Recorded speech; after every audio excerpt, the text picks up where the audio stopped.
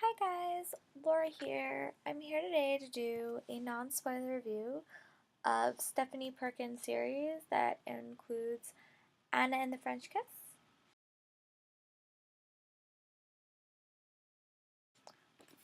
Lola and the Boy Next Door, and Isla and the Happily Ever After.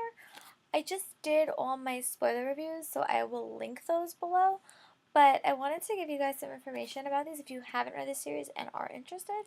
They are all interconnected romances, which means all the characters will be seen in subsequent books. So the lead characters in Anna are then seen in Lola and Isla, and Lola is then seen in Isla. And you actually do see Isla's characters in Anna.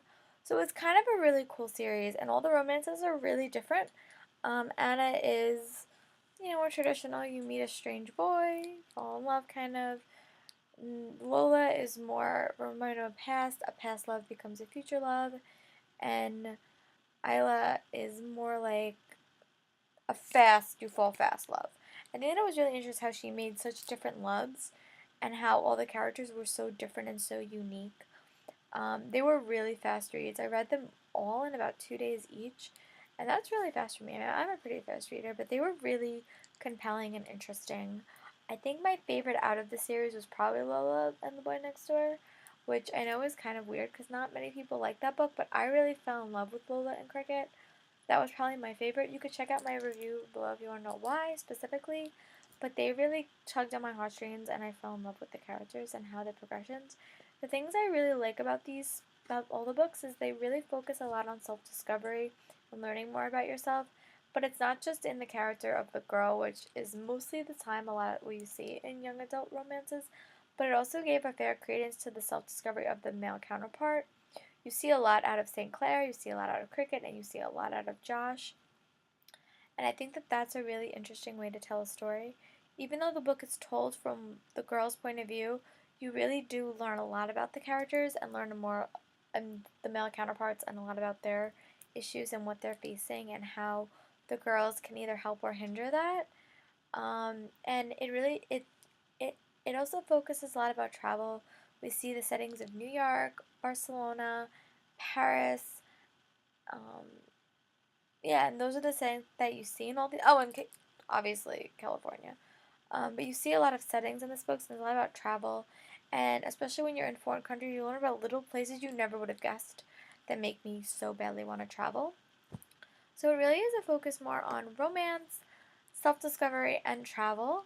And the way Stephanie Perkins writes is it's realistic. I feel like I could know these characters in real life, and it would not be any different. I feel like I could run across Lola and Cricket on the subway and be like, "Oh, that's Lola and Cricket." So they're just she writes them so realistically. She has such a unique voice. She's at par with Rainbow Rowell, and I adore her books, but she's a little bit more just realistic, and I love it. I could read these books all day and they just went by so fast. So if romance is not your thing and it's not normally my thing, I really recommend you pick up Anne and the French Kiss because it's so unique and it's just so fast.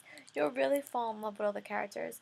And they're all quick-witted. They're all just so fun to read and learn about their lives. And again, realistic. And I think sometimes as a young adult we're not surrounded by realistic things, so it kind of becomes a little bit like unrealistic. But these books focus on realistic, and I give Stephanie Perkins a lot of props. I can't wait to see what else she produced. I know she has one standalone coming out in the next few years, and also a bunch of holiday stories that she edited and she wrote one herself, and that comes out in December. But I really recommend that you pick up the series. And after you do, let me know what you think in the comments. Write to me on Twitter. I love to know what you guys think about these books because I am really in love. But I just wanted to give you guys my non-spoiler thoughts of the series, and I hope you guys read them, and I would love to hear your thoughts. Have a very nice day, everyone. Bye.